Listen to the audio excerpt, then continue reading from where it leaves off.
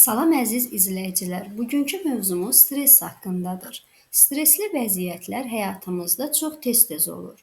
Günün təlaşı, ailə, sağlamlıq, yaxud işlə bağlı narahatlıqlar, həmçinin kədərli xəbərlər stres mənbəyinə çevrilə bilər. Stress həyatımızın qaçınılmaz bir hissəsidir. Stress təhlükəyə qarşı təbii və instinktiv reaksiyadır və həyatımız üçün təhlükə yaradan situasiyalarda bizi müdafiə edir. Seyr stressin bir neçə növünü fərqləndirirdi. Birinci eustres, faydalı stres yaxud pozitiv stres deyə adlandırılır.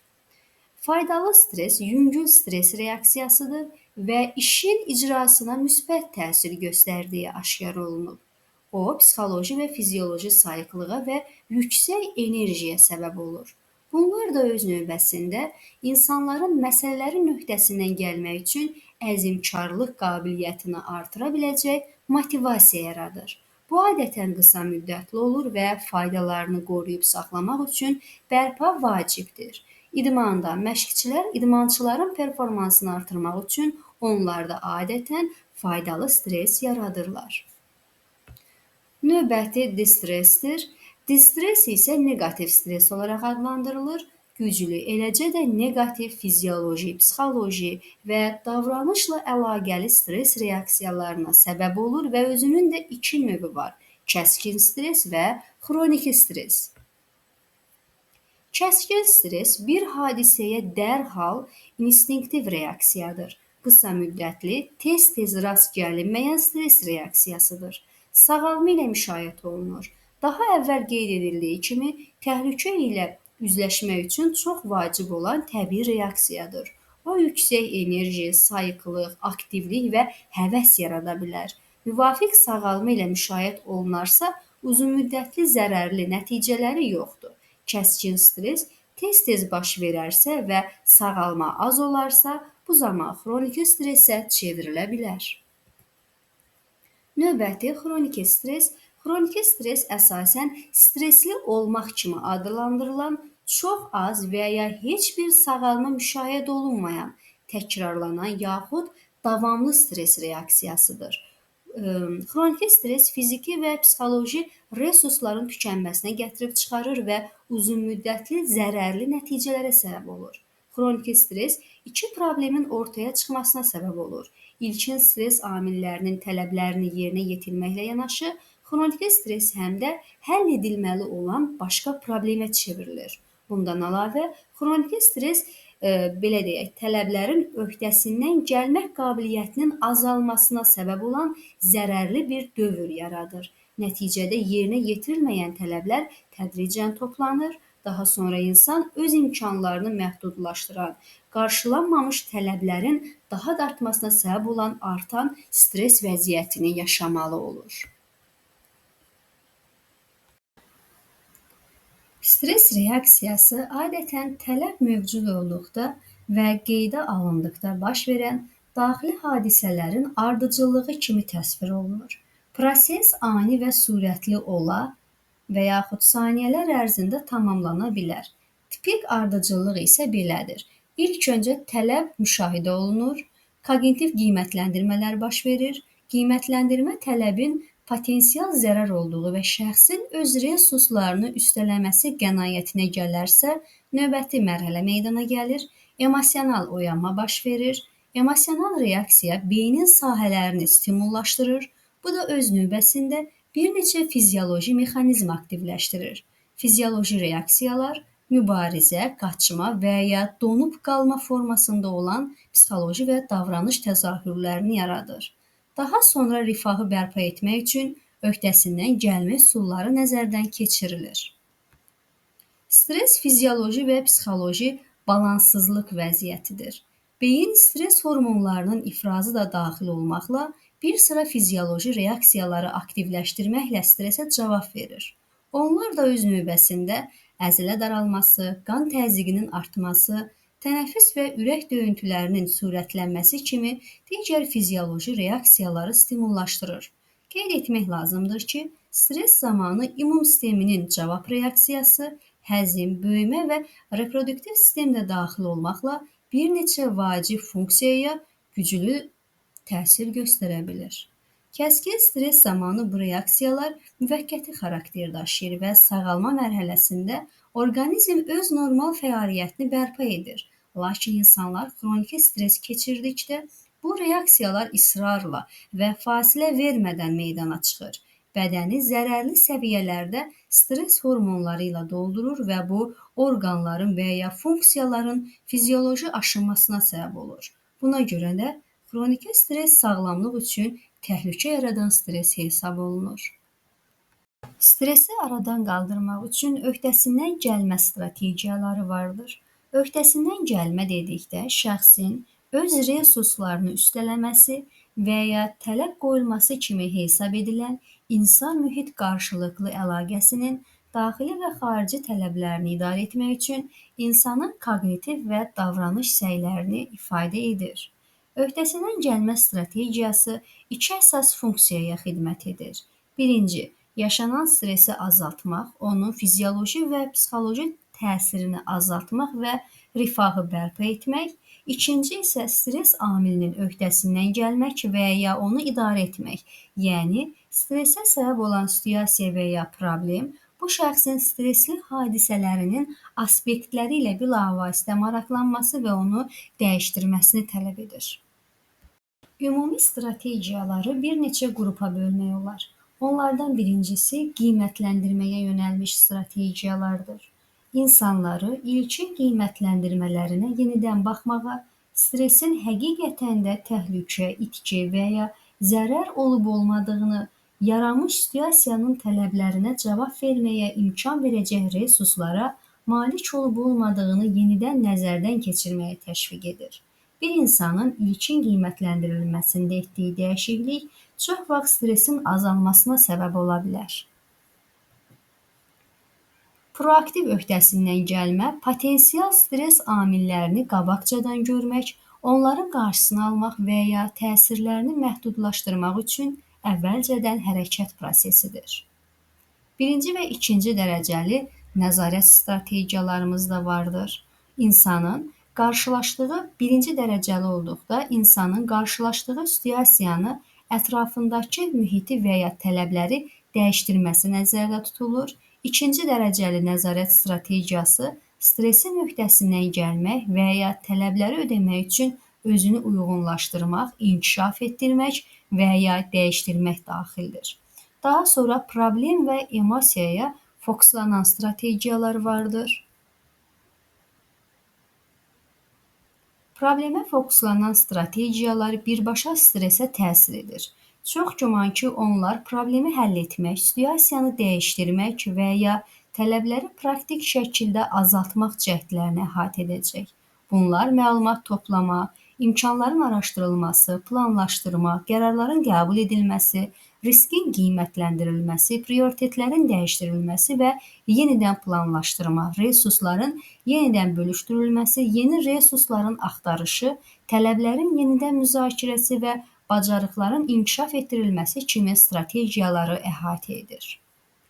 Emosiyaya fokuslanan strategiya, yaşanan stresi aradan qaldırmağı, xüsusilə də hiss olunan narahat edici, xoşagəlməz emosiyaları azaltmağı hədəfləyir. Bunlar idarə oluna bilməyən və buna görə də problemə fokuslanan strategiyalarla həll edilə bilməyən stres amilləri ilə uyğunluq təşkil edir. Emosiyaya fokuslanan strategiyalara aid ola bilər.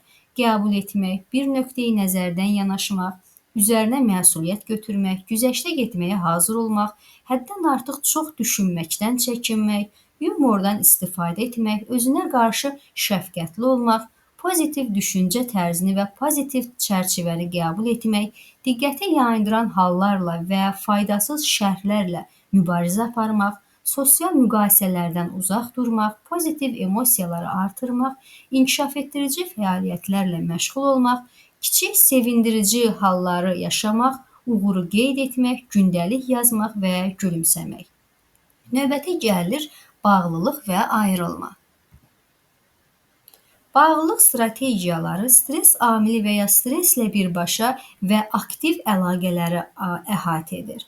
Ayrılma strategiyaları özündə situasiyadan və ya stres yaradan amillərdən uzaqlaşmağa və ya əlaqəni kəsməyə, eləcə də özünü hiss olunan stressdən yayındırmağı etibar edən bir strategiya növüdür. Növbəti strategiya münasibət və sosial dəstək strategiyalarıdır. Münasibət strategiyaları ehtiyac olduqda insanın sosial çevrəsindən emosional və ya instrumental dəstək almaq məqsədi daşıyır. Onlar situasiyanın tələbləri, eləcə də stres əlamətləri ilə mübarizə aparmaqda faydalıdır.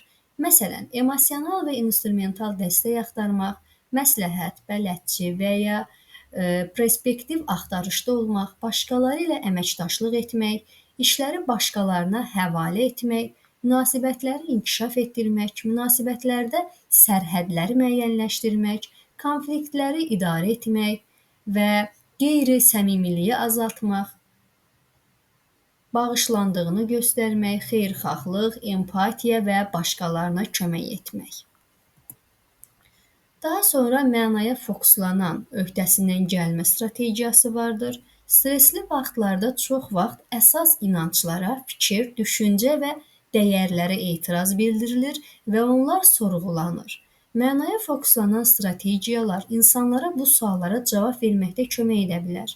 İnsanlar mənaya fokuslanan strategiyalardan istifadə edərkən çətin anların öhdəsindən gəlməyə həvəslənmək və bu motivasiyanı itirməmək üçün öz inanclarından, dəyərlərindən, məqsədlərindən və həyat mənalarından istifadə edirlər.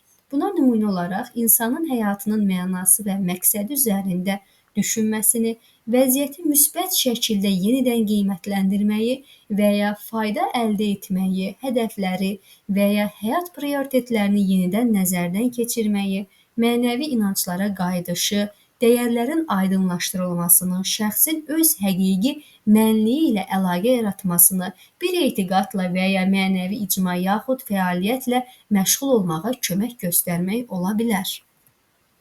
Özünə qayğı göstərmə strategiyası vardır. Çətin anlarda sağlamlığımızın və rifahımızın qayğısına qalmaq çox vacibdir. Özünə qayğı strategiyalarına aiddir.